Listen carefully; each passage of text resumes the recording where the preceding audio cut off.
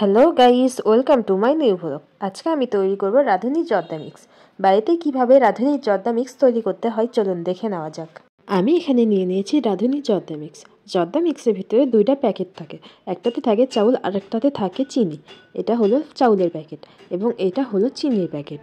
চলুন রান্নাটা শুরু করা যাক। প্রথমে আমি একটি পাতিলে নিয়ে নিয়েছি পানি। পানিটা যখন ফুটতে শুরু করবে এর ভিতর আমি দিয়ে দিচ্ছি সেই চাউলের প্যাকেটটি। সম্পূর্ণ প্যাকেটটি আমি এখানে দিয়ে দিচ্ছি। সবগুলো চাউল দেওয়া হয়ে গেলে আমি এখানে ভালোভাবে নাড়াচাড়া করে নিচ্ছি। খেয়াল করতে হবে চাউল যেন বেশি সিদ্ধ না হয়। বেশি সিদ্ধ হয়ে গেলে ভাত নরম হয়ে যাবে এবং খেতে স্বাদ হবে না। এরপর আমি চাউলটি একটি পাত্রে ঢেলে ছেঁকে নেব। আমি এখানে সবগুলো চাউল ঢেলে নিচ্ছি। ঢেলে পানিগুলো ছেঁকে নেব। ছেঁকে এবং ভালোভাবে ঠান্ডা করে নেব। চাউল যতক্ষণ ঠান্ডা হচ্ছে অন্যদিকে আমরা চিনির মিশ্রণটি রেডি করে নেব। একটা পাতিল নিয়েছি, পাতিলের ভিতরে আমি চিনির প্যাকেটটি দিয়ে দিচ্ছি। সম্পূর্ণ চিনিটি এখানে দিয়ে দিলাম। চিনি দেওয়া হয়ে গেলে এর ভিতর আমি দিয়ে দিচ্ছি মালটা। মালটার এখানে আমি রস দিয়ে দিলাম। আমি এখানে হাতের সাহায্যে মালটার রস চিপে দিচ্ছি। এরপর আমি চিনির ভিতরে হালকা একটু পানি দিয়ে নিয়েছি।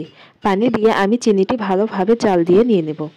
ভালোভাবে আমি নাড়াচাড়া করে দিচ্ছি যেন নিচে লেগে না যায়। এবং চিনি মিশ্রণটি যখন ফুটতে শুরু করবে এর ভিতর আমি দিয়ে দেবো সেই ছেঁকে রাখা চাউল। আমি এখানে সবগুলো চাউল দিয়ে দিচ্ছি। সবগুলো চাউল দেওয়া হয়ে গেলে আমি এখানে আবারও একটু মালটার রস চিপে দিচ্ছি হাতের সাহায্যে। আবারও আমি ভালোভাবে নাড়াচাড়া করে দিচ্ছি। পানিটা যখন একটু শুকিয়ে যাবে তার ভিতর আমি দিয়ে দিচ্ছি 1 চামচ ঘি। ঘি দেওয়া হয়ে গেলে আমি আবারও ভালোভাবে নাড়াচাড়া করে দিচ্ছি যাতে পুড়ে না যায়। আমাদের খেয়াল রাখতে হবে চাউলটি যেন পুড়ে না যায় এবং বেশি সিদ্ধ যেন না হয়। পানি শুকিয়ে গেলে এর ভিতরে আমি দিয়ে দিচ্ছি 1 চামচ গুঁড়া দুধ। গুঁড়া দুধ দিয়ে ভালোভাবে আমি নাড়াচাড়া করে দিচ্ছি। পানি শুকিয়ে গেলে আমাদের রেডি হয়ে যাবে রাঁধুনি জর্দা মিক্স। এই তো আমাদের রাঁধুনি জর্দা মিক্স একদম রেডি।